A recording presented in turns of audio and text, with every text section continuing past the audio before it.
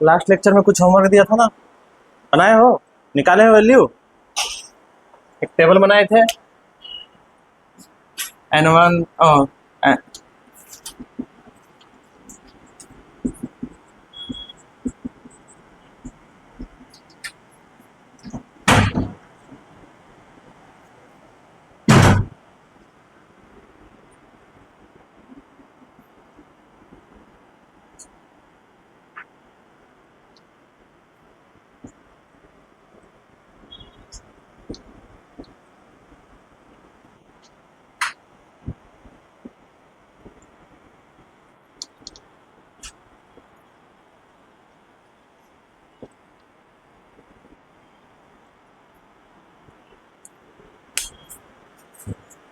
किया है? चलो एक बार मैच कर लो वैल्यू।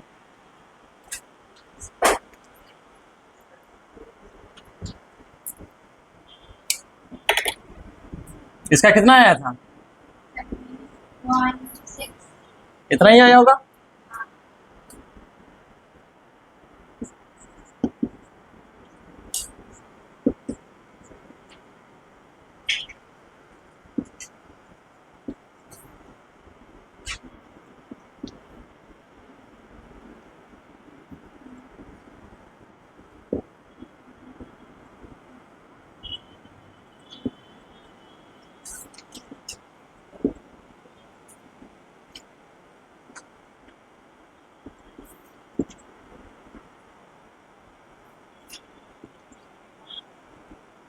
ये सारे इलेक्ट्रॉन वोल्ट में है, किसमें है ये?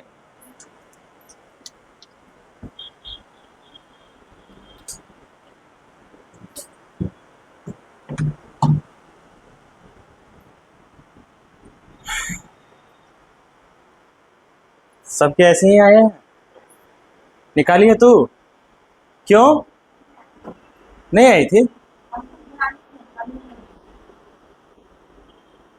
इसका फॉर्मूला डिराइव किए थे ना, -13.6 इंटू Z²/N²। निकाले थे ना? क्या था फॉर्मूला? देखो वहां टोटल एनर्जी का,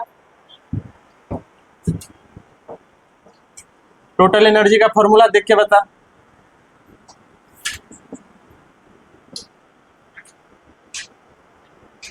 बोल, खड़ी हो जा।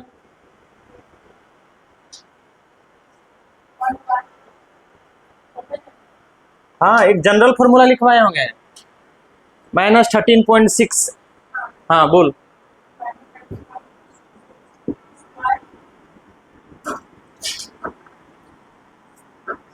बाय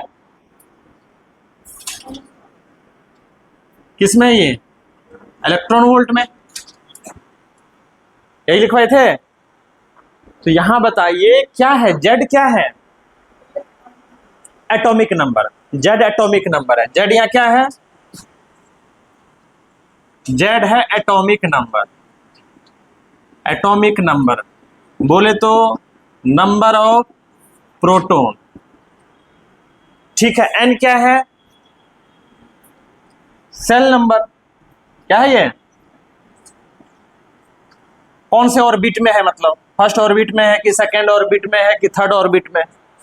तो यहां बता, अगर मैं बोलूं फोर हाइड्रोजन एटम, जेड क्या होगा? उसको बोलने दे, क्या होगा? क्यों? एटॉमिक नंबर हाइड्रोजन का क्या होता है? 1। उसके न्यूक्लियस में कितने प्रोटॉन? 1 प्रोटॉन। तो यहां जेड हो गया 1। तो यहां जेड की वैल्यू क्या पुट कर देंगे? 1 का स्क्वायर हो जाएगा। और अगर हमने फर्स्ट ऑर्बिट, यहां देख एन की वैल्यू दे रखी है, एन की वैल्यू दे रखी है, कौन से ऑर्बिट? First orbit. तो यहां एन की वैल्यू क्या हो जाएगी? वो भी 1 का स्क्वायर बोले तो 1, ये भी 1, 1/1 1, 13.6 इंटू 1 13.6। देख, अरे आया ना ये? तो क्या था इसमें? कौन सा रॉकेट साइंस था इसमें? बट ये एक जनरल फॉर्मूला था। जेड यहां एटॉमिक नंबर है। नंबर ऑफ प्रोटॉन कितने हैं? एटॉमिक नंबर मतलब नंबर ऑफ प्रोटॉन। एन क्या है? कौन से सेल में है? फर्स्ट ऑर्बिट में है कि सेकंड ऑर्बिट में है कि थर्ड ऑर्बिट में है? आपको यहां एन दे रखा है।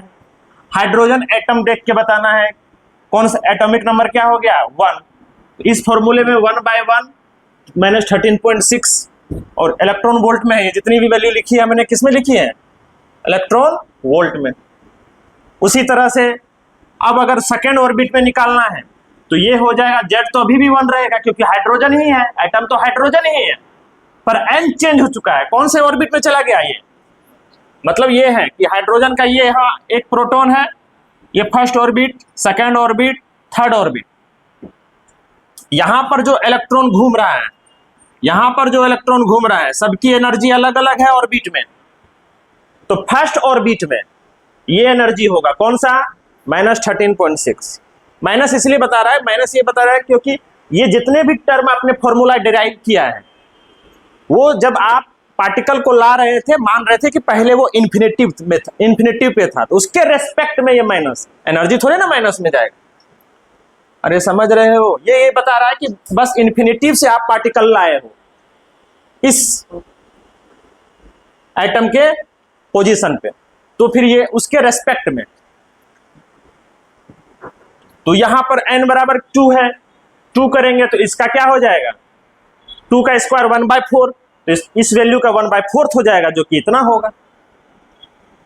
हीलियम के केस में, हीलियम के केस में एटॉमिक नंबर क्या होता है हीलियम का 2, तो यहां Z बराबर क्या हो जाएगा 2, 2 का स्क्वायर 4, 1 का स्क्वायर 1, तो ये मल्टीप्लाई हो जाएगा तो 54.4 आ गया।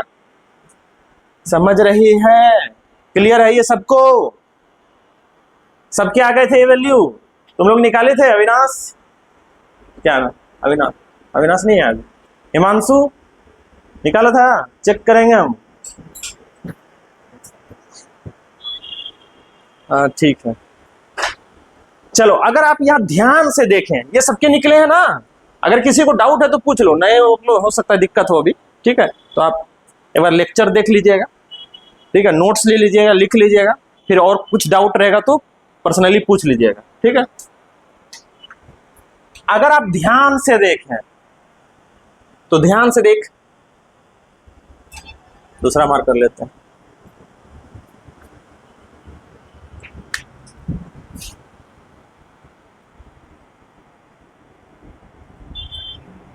ये वाला वैल्यू और ये वाला वैल्यू सेम है, और ये वाला वैल्यू छठे नंबर पे जो आएगा ना उसके वैल्यू के सेम होगा।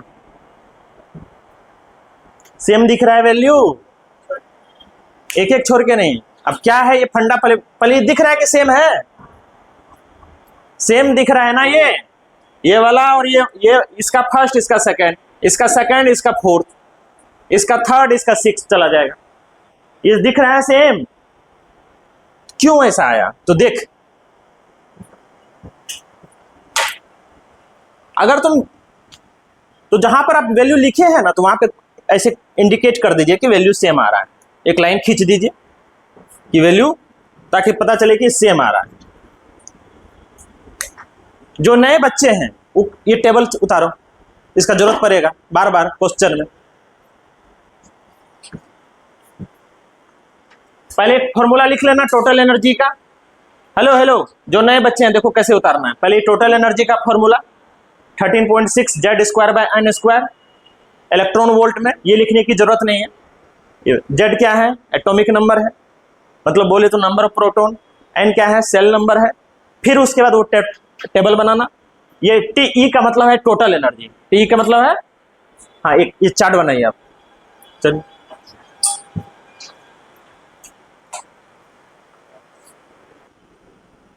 हाँ, तो आप अगर ध्यान से देखें तो इसका जो फर्स्ट ऑर्बिट का है एनर्जी, ध्यान से देखो, इसका फर्स्ट ऑर्बिट का है तो इसका सेकंड का सेम, इसका सेकंड का है तो इसके फोर्थ के सेम है। कैसे, तो अगर ध्यान से देख इस फॉर्मूले में हमारा Z²/n² है फॉर्मूले में।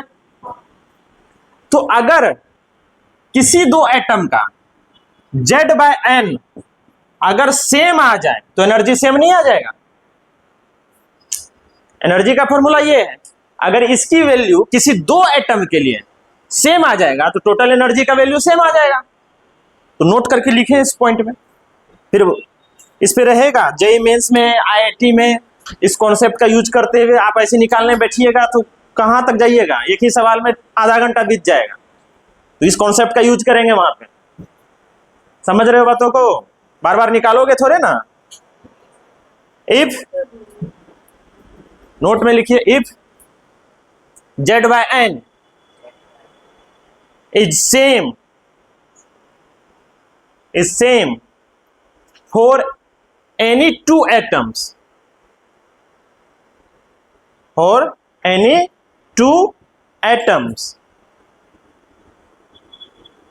then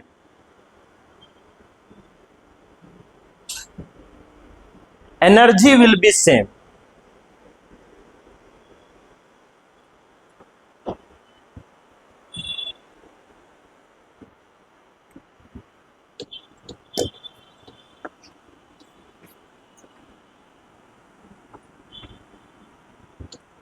कहने का मतलब ये है कि अगर हम दो एटम ले लिए, if suppose we have to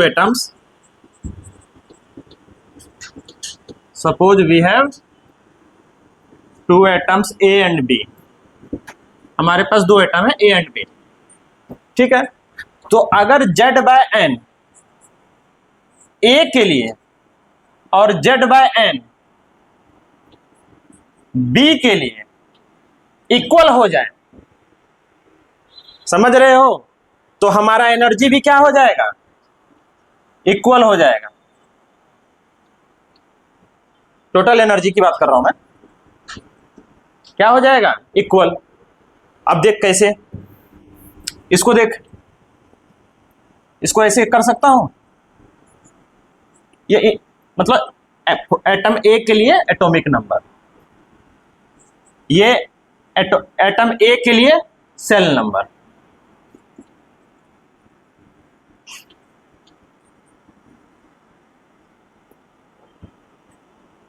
तो क्या इसको मैं ऐसे लिख सकता हूं,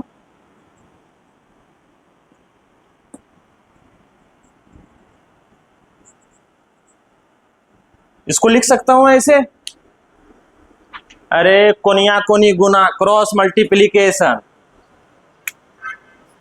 क्या नहीं लिख सकता हूं ऐसे? जेड भी इधर इसको लाया, इसको ऊपर ले गया, कर सकता हूं ना, मैथमेटिक्स है ये, कर दिए।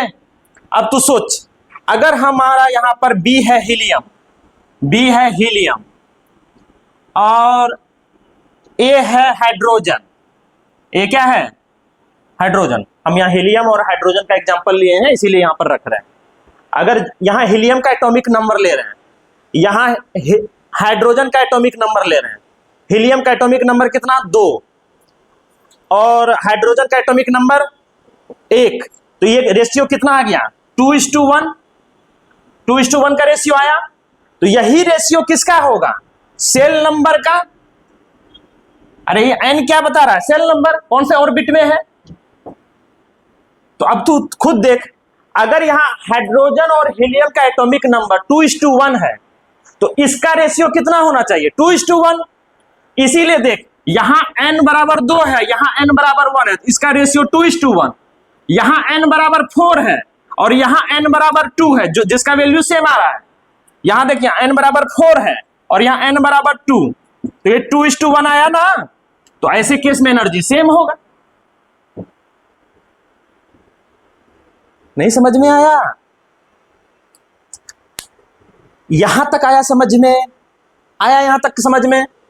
मतलब क्या है कि अगर हम किसी एटम का एटॉमिक नंबर, 2 एटम, यहां हीलियम का ले लिए एग्जांपल के तौर पे, हाइड्रोजन का, इसका रेशियो जो भी आएगा वही रेशियो अगर इसका आ रहा है सेल नंबर का, तो उस पॉइंट पर एनर्जी सेम होगा। हाँ हाँ, आ भी सकता है, अब नहीं भी आ सकता है। देख, किसी पॉइंट पे नहीं भी आ सकता है। मैं ये कह रहा हूं, अगर इसका रेशियो, दोनों का रेशियो सेम आ रहा है, तो उस केस में एनर्जी भी क्या होगा, सेम होगा। तो यहां देख, हमारा हाइड्रोजन का एटॉमिक नंबर, हीलियम का एटॉमिक नंबर है 2, हाइड्रोजन का है 1, तो रेशियो कितना आया, 2:1। तो अगर हमको चाहिए एनर्जी सेम, तो हमको इसका भी रेशियो क्या रखना होगा, सेम रखना होगा। अरे समझ रहे हो?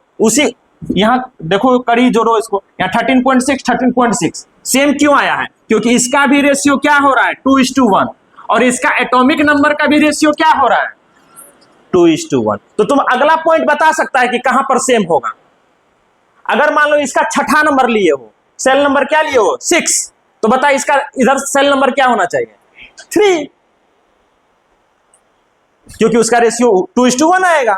अगर तुम इसका 8 लिए हो सेल नंबर, तो इसका क्या रखना होगा 4, क्योंकि उसका भी रेशियो क्या आ रहा है 2:1। समझ में आया? अब क्लियर है ये? अगर मान लो इसका सेल नंबर लिए हो 12, तो इसका क्या रखना होगा 6, क्योंकि यहां पर एटॉमिक नंबर का रेशियो क्या है 2:1।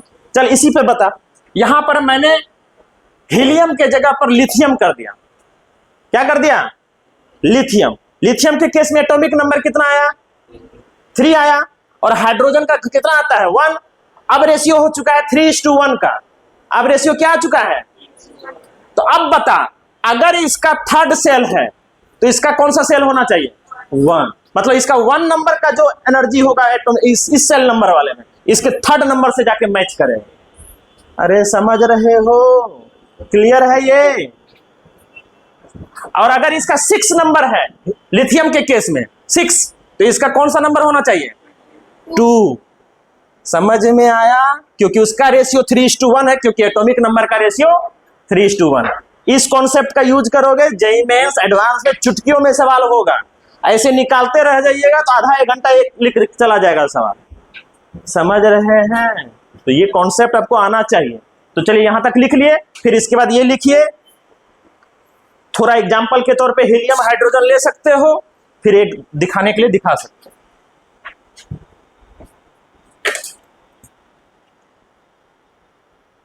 आप समझ में आए रे? हाँ ठीक, नहीं समझ में आया तो पूछा कर, क्वेश्चन लिखो।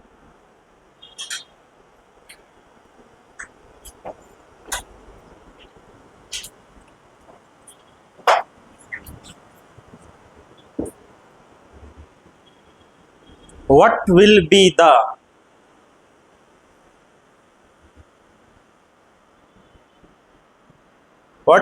the radius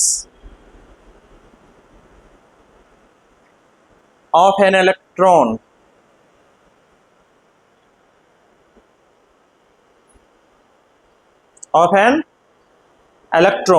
for hydrogen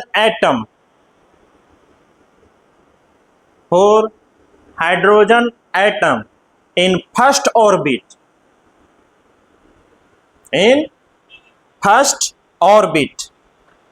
if mass यहाँ किसका इलेक्ट्रॉन का mass is doubled, mass of electron is doubled। अगर हमने इलेक्ट्रॉन के मास को 2 टाइम्स कर दिया तो बताइए रेडियस पे क्या इफेक्ट आएगा, क्या वैल्यू होगी? समझ रहे हो? तो चलो करो, सॉल्व करो। देखो रेडियस का क्या फॉर्मूला है, कैसे करें, अटेम्प्ट करो, सोचो जरा, पॉज ले लो थोड़ा कुछ देर के लिए।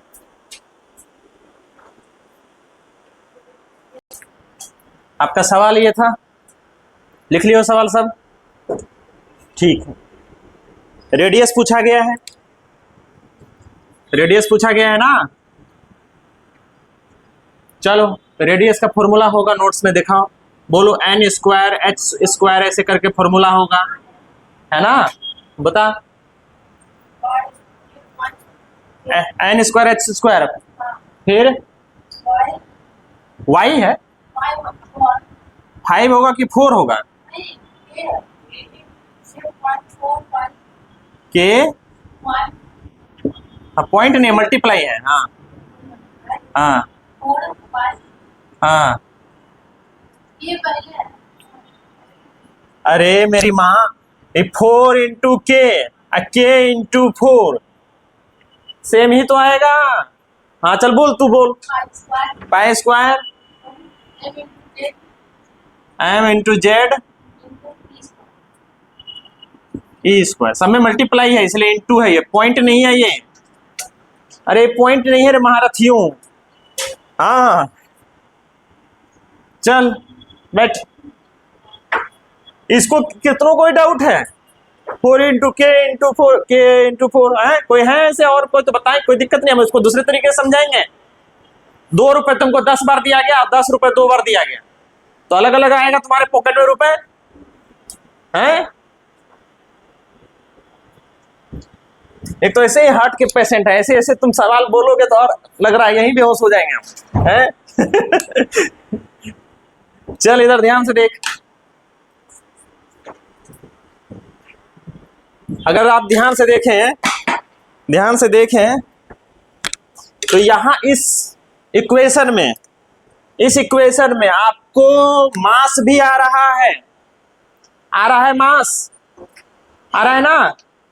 तो अगर आपने मास को किया है 2 टाइम्स, 2 से मल्टीप्लाई कर दिया है, क्या कर दिया है, तो रेडियस आधा हो जाएगा। रेडियस नहीं आधा हो जाएगा, क्योंकि रेडियस यहां नीचे है, डिनोमिनेटर में है। अरे समझ रहे हो? तो अगर आपने यहां मास को दुगुना कर दिया, जो कि सवाल में दिया हुआ है कि मास डबल कर रहे हैं, तो मास अगर पहले m था, इसको डबल करके 2m हो गया। तो अगर ये वैल्यू यहां तुम मास को डबल किए हो तो इस पर क्या फर्क पड़ेगा, ये 1/2 नहीं हो जाएगा? अरे हो जाएगा नहीं, ये 1/2। इसका सबका वैल्यू पुट करके हम बताए थे, एक वैल्यू क्या बताए थे, 0.59, हाँ 0.529 n स्क्वायर बाय जेड। यही आया था आपका, किसमें आया था, ये एंगस्ट्रम में आया था। अरे आया था ना एंगस्ट्रम में, ठीक है। तो अगर देख, ये हमारा तब था वैल्यू जब आपका m था, जब आपका m क्या था, m मास में कोई छेड़खानी नहीं किए थे, लेकिन यहां मास में हम छेड़खानी कर रहे हैं, उसको डबल कर रहे हैं, तो रेडियस क्या हो जाएगा, आधा। मतलब जो भी रेडियस होगा उसका वो आधा हो जाएगा। अरे आ जाएगा ना आधा। तो हमको यहां पर देख फर्स्ट ऑर्बिट बोला है, क्या बोला है, फर्स्ट ऑर्बिट। तो n बराबर 1, हाइड्रोजन है, यहां देख हाइड्रोजन है, अरे है ना हाइड्रोजन। तो हाइड्रोजन के केस में z भी क्या हो जाएगा, 1 हो जाएगा 1। तो यहां a भी 1 का स्क्वायर भी 1/1 1, मतलब जो भी वैल्यू है वो हो जाएगा 0.529/2 आंसर, ये वही 0.26 के बराबर एंगस्ट्रम। समझ में आया कैसे की अप्रोच? तो आपको ये फॉर्मूला भी ध्यान में रखना पड़ेगा, इसी पे चेंज कर देंगे। चल एक सवाल लिख, पहले यहां तक छाप। किसी को डाउट है इसमें तो पूछ लें, इस तरह के सवाल आएंगे। तो आपको ये फॉर्मूला भी ध्यान में रखना है, सिर्फ यही नहीं, हेलो ये वाला भी।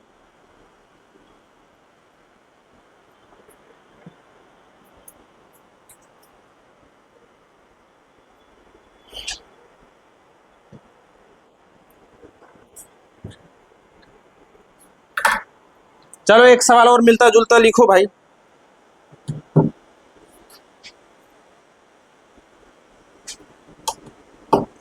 देखता हूं इस बार यहां तक आ गए सब, लिख ली है रे यहां तक आ गए, ठीक। अरे इसको डिवाइड करोगे 0.26 के अप्रोक्स आएगा, 26 दूनी 52, ठीक है। लिखो सवाल लिखो, what will be the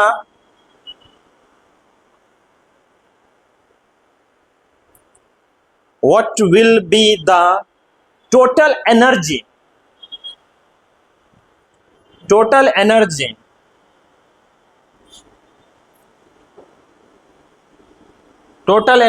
if the charge, what will be the total energy if the charge on proton and electron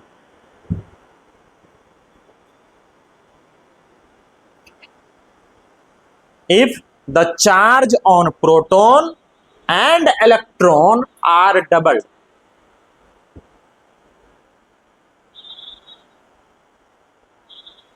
चलिए दिमाग लगाइए, देखिए कि एनर्जी का फॉर्मूला, पहले इधर अप्रोच करने के लिए मैं बता रहा हूं, एनर्जी का फॉर्मूला इसके टर्म में क्या लिखा गया है आपके नोट्स में, फिर दिमाग लगाओ कि वो चार्ज किससे इंडिकेट किए थे, उसमें डबल कर रहे हैं तो वैल्यू पे क्या फर्क पड़ेगा, करें आप।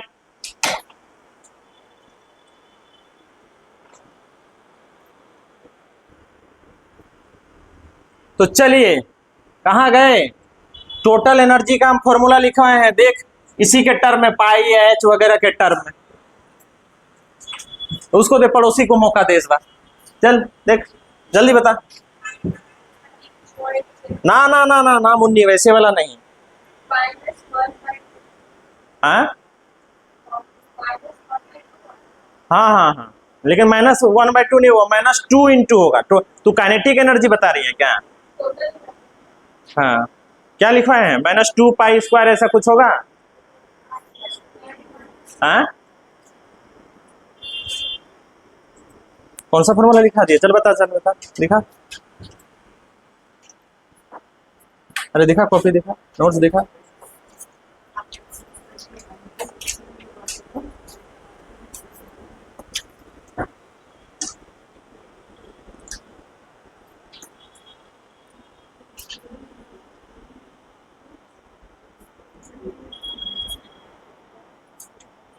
अच्छा, पाई वाई के टर्म में नहीं बताया है ना?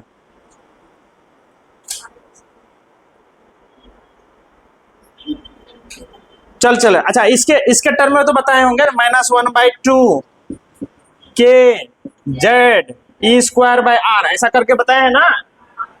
अरे ये तो बताए होंगे। चल ठीक है, इससे भी आ जाएगा, कोई दिक्कत नहीं है। अरे मैं इसलिए बोला वो वाला क्योंकि एन आर की वैल्यू पुट करेगा कौन सा, जो अभी बताए थे, एन स्क्वायर एच स्क्वायर। चल कोई बात नहीं, यहां से भी आ जाएगा। चल यहां से देख, ध्यान से देख,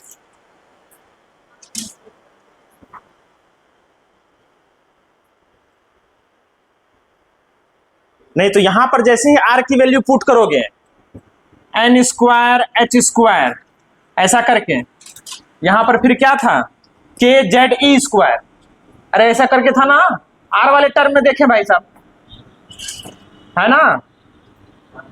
अरे अभी तो लिखे थे यार बोर्ड पे।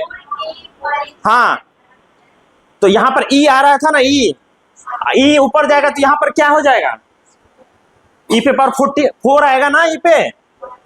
मैं बस इतना बताना चाह रहा हूं क्योंकि आपका यहां पर ई क्या है, ई क्या है,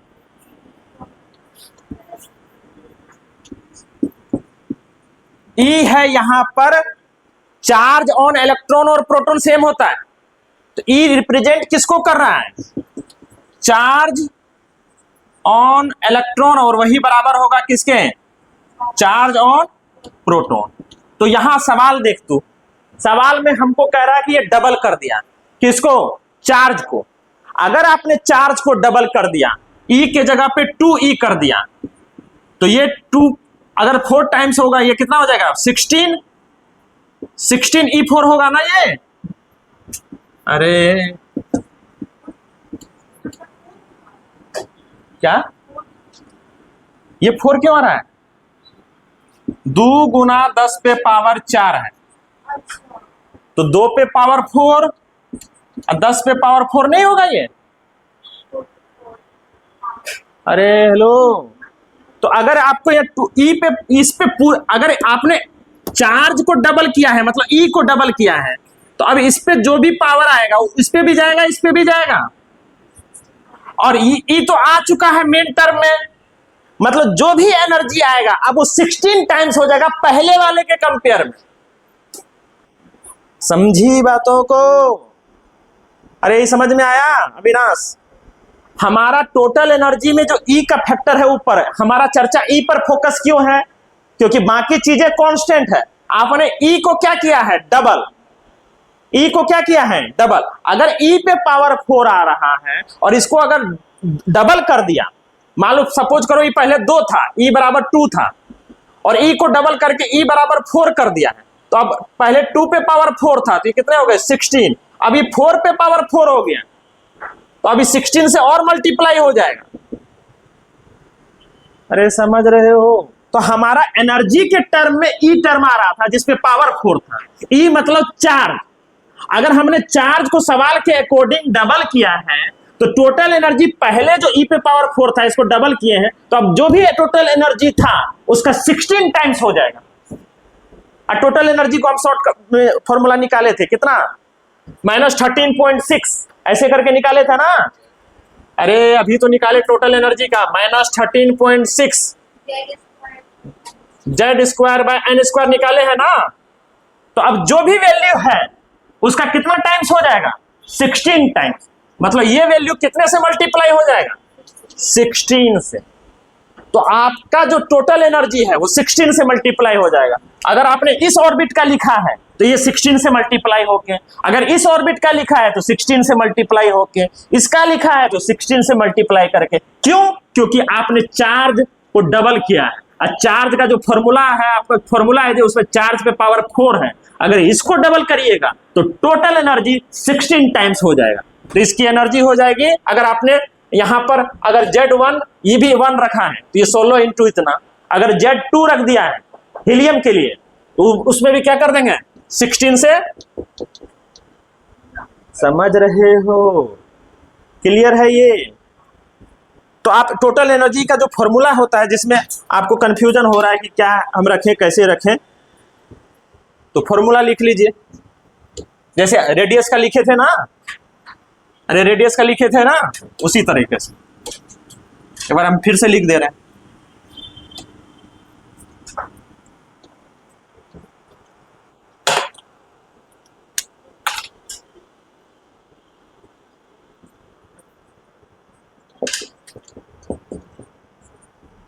-2 पाई स्क्वायर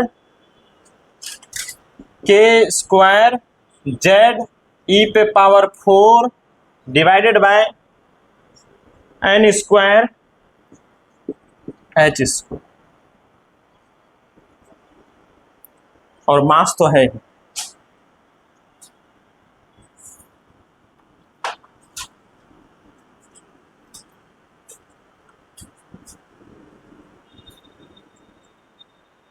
तो तुम लोग ये फॉर्मूला लिख, ठीक है? अरे वही फॉर्मूला है, -12 kz²/r। r की वैल्यू रखोगे ना तो यही आएगा। समझ रहे हैं बातों को? इसमें देख यहां E क्या रिप्रेजेंट कर रहा है, चार्ज। वो चाहे इलेक्ट्रॉन का हो चाहे वो प्रोटॉन का। समझ रहे हो? और अगर हाइड्रोजन है तो वहां 1 हो गया, हीलियम है Z=2 हो गया, लिथियम है Z=3 हो गया। तो यहां पर देखिए आप E पे पावर 4 है, अगर E को करिएगा दुगुना, E रिप्रेजेंट कर रहा है प्रोटॉन और इलेक्ट्रॉन पे चार्ज, अगर E को दुगुना करेंगे तो ये ओवरऑल वैल्यू कितना टाइम्स हो जाएगा, 16 टाइम्स। और अगर आपको फर्स्ट ऑर्बिट का निकालना है तो अगर ये वैल्यू याद है तो सीधे इसको 16 से मल्टीप्लाई करके लिख दे। अगर सेकंड ऑर्बिट का निकालना है हाइड्रोजन एटम का तो इसको भी 16 से मल्टीप्लाई कर दे, अगर सवाल में ये दिया हुआ है डबल किया हुआ है। अगर यहां पर हम कर देंगे कि ट्रिपल कर दिए, क्या कर दिए, ट्रिपल, तो यहां पर कर 3e पे पावर 4 हो गया, तो 3 पे पावर 4 टाइम्स कितने हो गए, 9 इंटू 9, 81 टाइम्स हो जाएगा एनर्जी। अरे समझ में आया? यही सवाल में अगर इसको क्या कर देंगे ट्रिपल, तो यहां 3e करेंगे ना, क्योंकि ट्रिपल हो गया है तो 3e पे पावर 4, तो 3 का पावर 4 कितना हो जाएगा, 81। तो अब जो वैल्यू है टोटल एनर्जी का 81 टाइम्स हो गया। Are you getting my point? सबको क्लियर है ये? इस तरह से अप्रोच करने हैं सवाल, इस पे रहेंगे। चलो एक सवाल और करो।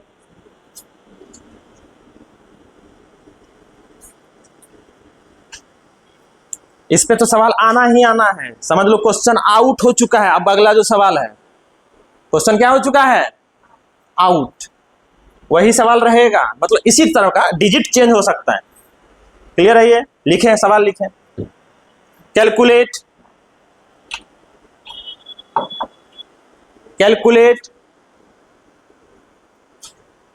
The wavelength of photon, calculate the wavelength of photon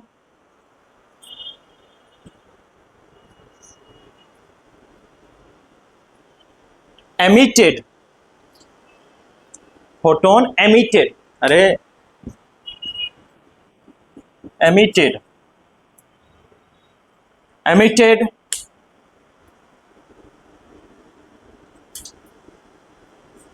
when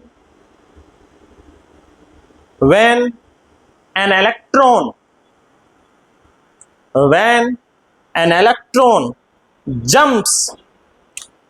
jump, अरे जंप होता है ना कूदना, जंप फ्रॉम, पहला देखे घेर देना है, पहला क्वेश्चन 3 to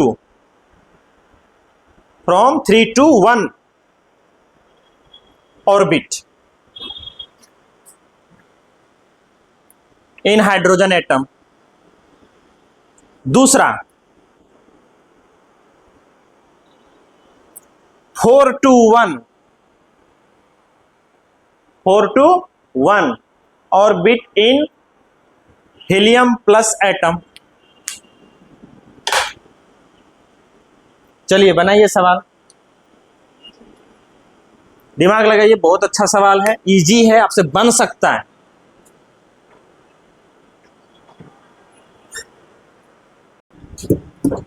सवाल यही है, अरे यही है ना सवाल, ठीक।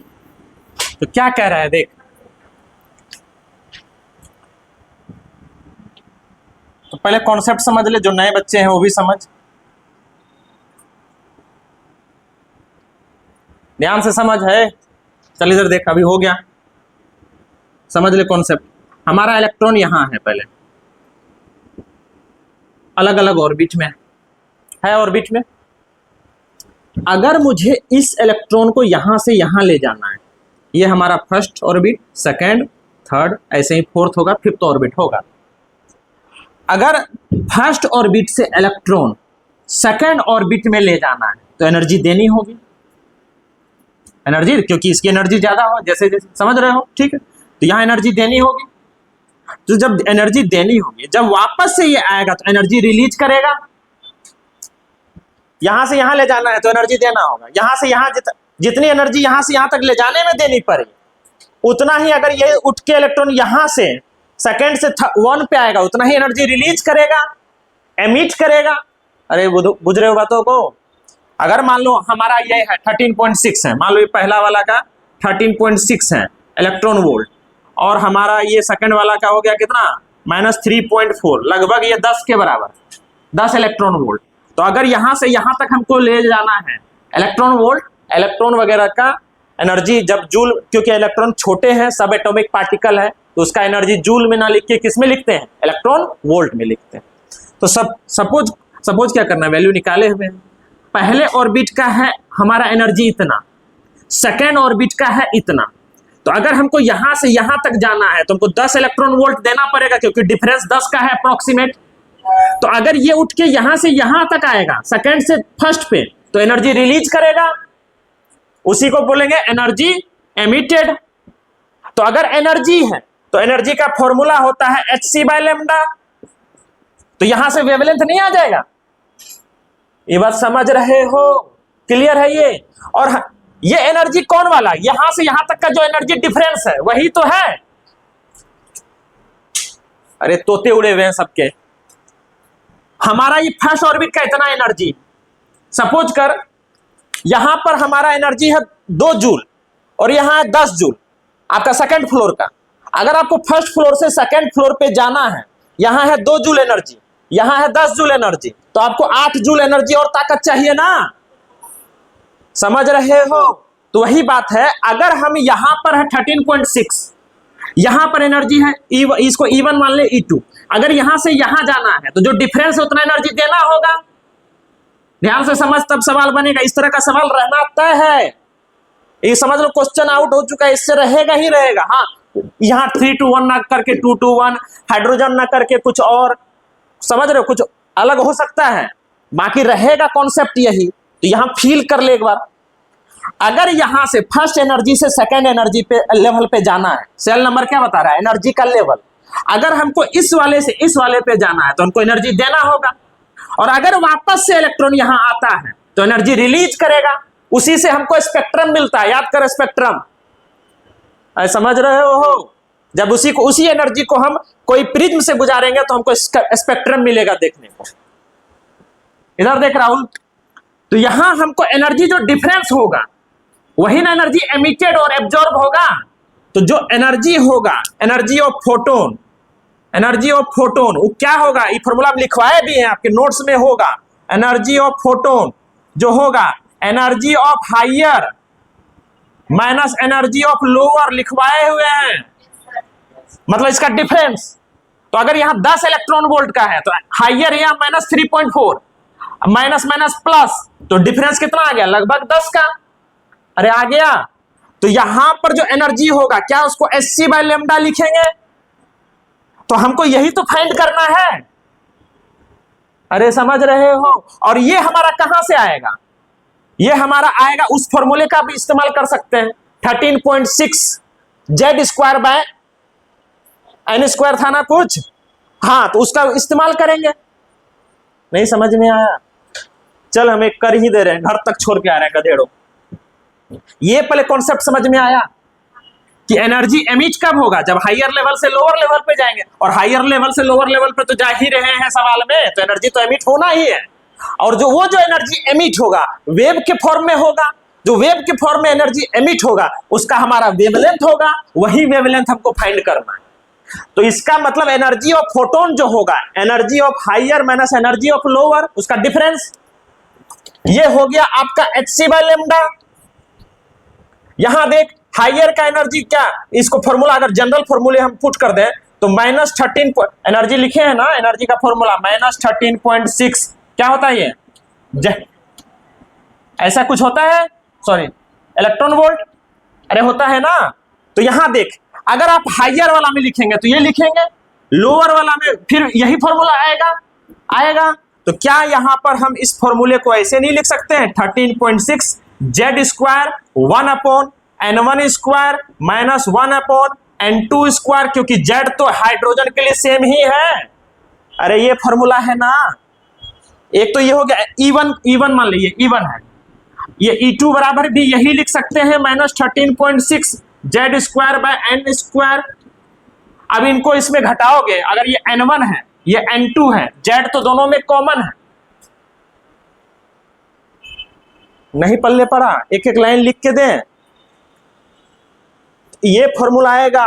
कैसे आया समझ में आया, इस फॉर्मूले का सहारा लेके, तुमको समझ में नहीं आया, ले हमको एक एक स्टेप लिखना होगा। पहले ये कॉन्सेप्ट समझ में आया कि एनर्जी जो रिलीज होगा एमिट होगा वो इसके डिफरेंस के बराबर होगा। तो क्या यहां हाइड्रोजन के लिए जेड चेंज होगा क्या, हम एनर्जी का फॉर्मूला लिखे हैं ना -13.6 Z²/n², तो हाइड्रोजन के लिए जेड तो फिक्स है, डिफरेंस कहां कर रहे हैं, ऑर्बिट टू ऑर्बिट का।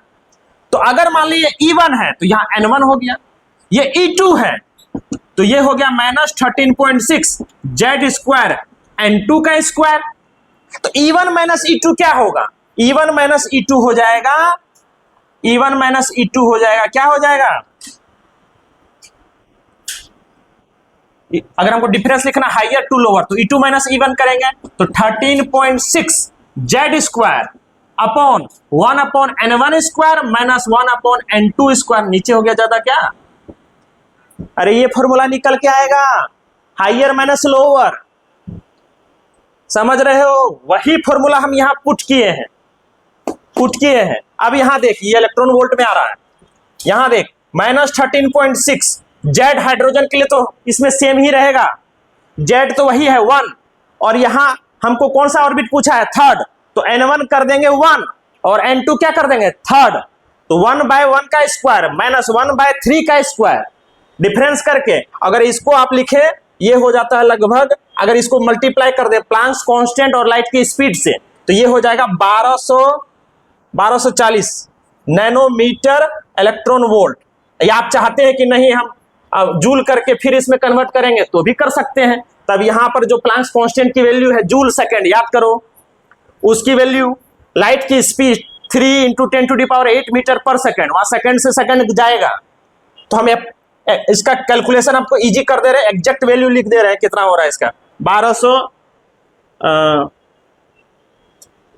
1240 है, 1240 nanometre electron volt by lambda. अब ये तो है ही, ये फॉर्मूला आ चुका है आपका, समझ रहे हो कैसे आया ये? हमको एनर्जी का वैल्यू फॉर्मूला पता है, इस ऑर्बिट का निकालेंगे तो n1 पुट कर देंगे 1, Z तो हाइड्रोजन के लिए 1 है ही।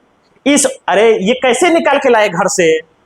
इसी फॉर्मूले के सहारे से ना। हमको एनर्जी निकालना है डिफरेंस, तो पहला एनर्जी का लेवल और दूसरा एनर्जी का लेवल से घटाएंगे, वही हमारा एनर्जी एमिट होगा। वो किसके बराबर होगा? hc/λ के बराबर होगा। तो हमारा एक जनरल फॉर्मूला आ चुका है, तो इसको छापिए जल्दी से। फिर उसके बाद फर्स्ट वाला सवाल में n2 बराबर हो जाएगा 3, n1 बराबर हो जाएगा 1। कुछ ज्यादा स्पीड में बोल दिए क्या? बाउंस कर गया? हाँ तो बता दे पहले, हम 1-2 स्टेप खाए हैं बताने में। हाँ, क्योंकि ये चीज आप करके आ चुके हैं ऑलरेडी घर से, फिर भी हम बताए हैं।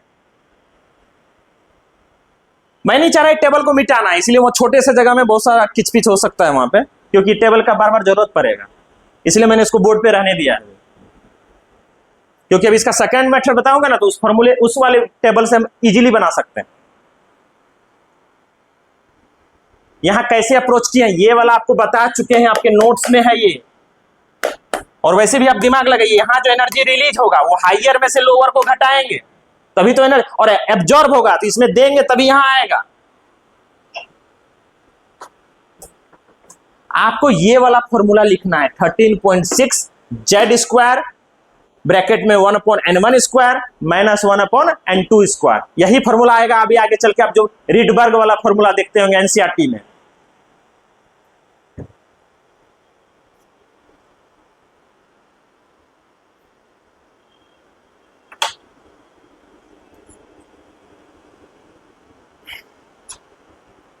इसको मैं 2 मेथड से बताऊंगा अप्रोच करने के लिए।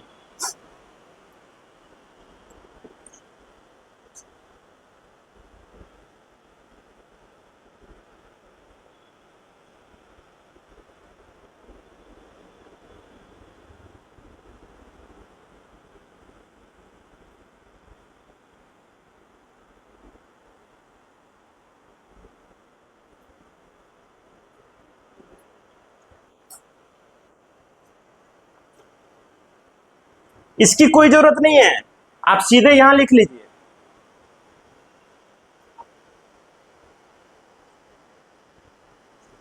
ये n1 क्या है? n1 लिख लेना, वेयर n1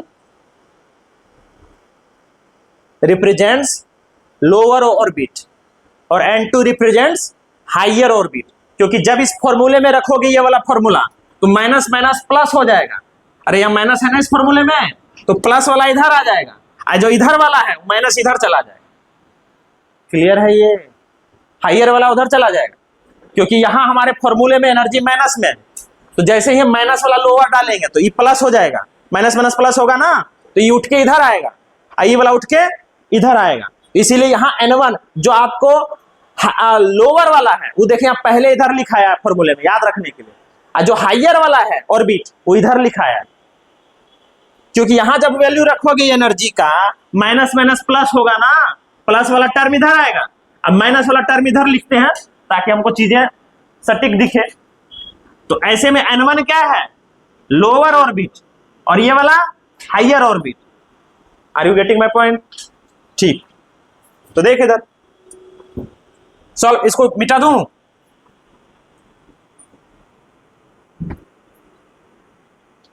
तो देख अब हम सवाल पे आते हैं। हमारा फॉर्मूला आ चुका है क्या? 1240। 1240 कहां से आया?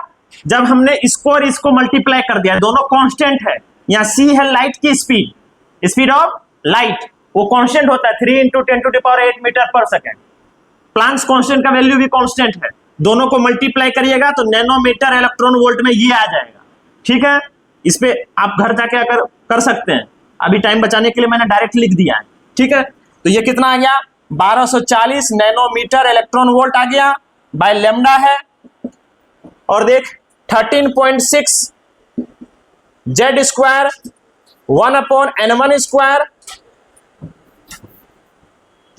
13.6 Z square 1/n1 square minus 1/n2 square है।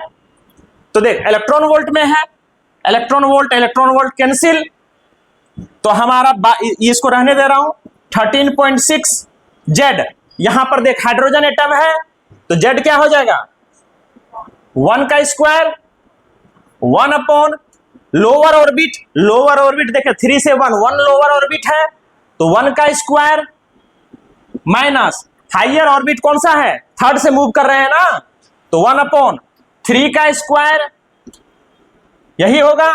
ये देखो 1/9, ये हो गया 9 - 1 8/9, तो ये हो गया 13.6 इंटू 8/9 और इधर हमारा है 1240 nanometre by lambda. Lambda find करने के लिए क्या करेंगे, इधर लेमडा करेंगे तो कितना हो जाएगा 1240 इंटू 9 डिवाइडेड बाय 13.6 इंटू 8 और ये आंसर आपका नैनोमीटर में। समझ में आया कैसे अप्रोच किए। और इसका एग्जैक्ट वैल्यू अगर बात करेंगे, एग्जैक्ट वैल्यू आपको हुआ है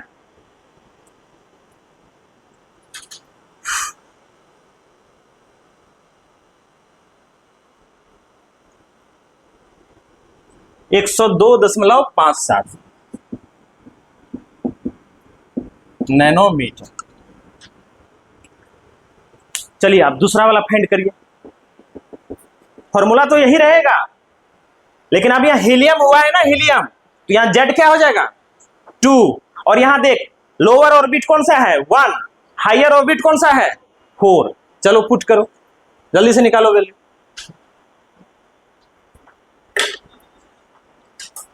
इस तरह के सवाल रहेंगे।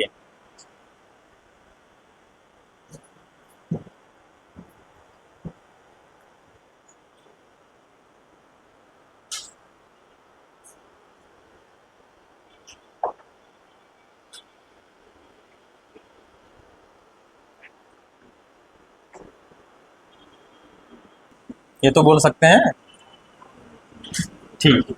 चल इधर देख, इसका आएगा 24.3 नैनोमीटर, कर लीजिएगा घर पे। मैं इसका सेकंड अप्रोच बता रहा हूं कि कैसे डील करेंगे। अब देखिए टेबल का कैसे यूज करेंगे, इधर देख टेबल का, तो क्योंकि हमारा ऑर्बिट कहां से कहां जा रहा है, कौन इलेक्ट्रॉन जंप कर रहा है कौन से ऑर्बिट से 3 से 1, अरे वही तो जंप कर रहा है, तो मतलब यहां से जंप कर रहा है कहां पे, यहां से जंप कर रहा है यहां पे, अरे यही ना कर रहा है, तो इसका जो एनर्जी का डिफरेंस होगा कितना होगा, एनर्जी का डिफरेंस ऐसे ही बनाए हो, हाँ ठीक है। तो देख कितना है -1.51 माइनस प्लस, तो 13.6 -1.5 कर देते हैं, ये कितना हो जाएगा 12.1 ही आएगा, अरे इतना ही आएगा ना, ये माइनस इधर रहा, माइनस प्लस, अरे यही हुआ ना इलेक्ट्रॉन वोल्ट। और आया इस टेबल का यूज करके, क्योंकि यहां जंप कहां से कर रहा है थर्ड, और अरे यहां देख थर्ड ऑर्बिट से 1 ऑर्बिट में जंप कर रहा है, और थर्ड ऑर्बिट का हम एनर्जी निकाल चुके हैं ऑलरेडी, कितना -1.5 इलेक्ट्रॉन वोल्ट, फर्स्ट ऑर्बिट का 13.6 इलेक्ट्रॉन वोल्ट है ना, तो इसका डिफरेंस कितना होगा, हाँ, और यही जो होगा आपका hc/λ होगा, और hc/λ आपको आ चुका है 1240 नैनोमीटर और इलेक्ट्रॉन वोल्ट बाय लेमडा, तो इलेक्ट्रॉन वोल्ट से इलेक्ट्रॉन वोल्ट गया, तो यहां पर कितना हो गया 1240 nanometre by lambda equal to 12.1। अब और ऐसे भी अप्रोच कर सकते हैं आप, अरे समझे बातों को। इजी है पर उसको समझना है आपको कि हाइयर से लोअर में जा रहे हैं, ऑर्बिट की तरफ से समझेंगे। अरे बुझे बात तो, हाँ इजी तब है ये, हेलो ये बोल रही कि इजी है ये जब टेबल याद है। अब समझ में आया क्यों बोले टेबल याद रखने के लिए? तो खास करके हाइड्रोजन और हीलियम का याद रखिएगा ताकि आप चुटकियों में सवाल सॉल्व कर पाए। समझ में आ रहा है? और हाइड्रोजन हीलियम में आपको 2 या 3 को वैल्यू याद रखना है, क्योंकि आपको याद है कि Z/N का रेशियो सेम होना चाहिए। अगर इसका याद है तो झटाक से तुम सेकंड का लिख दोगे, सेकंड का याद है तो फोर्थ का लिख दोगे, थर्ड का याद है तो उसका 6 का लिख दोगे। सब को रिलेटेड है एक दूसरे से। और हाँ हेलो, अगले क्लास में इधर सुन, अभी रुक, बहुत हड़बड़ा रहा। अगले क्लास में आपको ई वाला सेकंड वाला जो बच गया जिसका नहीं बना है, वो एक तो जो पहला मेथड है उससे एक बनाएंगे, दूसरा मेथड जो एनर्जी डिफरेंस है, एनर्जी डिफरेंस का सहारा लेते हुए, या 4 से 1 वाला, इसका डिफरेंस का सहारा लेते हुए सेकेंड मेथड करके लिखेंगे, सेकेंड मेथड, और इस तरह से अप्रोच करके लाएंगे। क्लियर है ये? तो ये आपका होमवर्क है, हम चेक करेंगे। ठीक है, हाँ जो बना लिया है उसका रहना चाहिए भाई कॉपी में।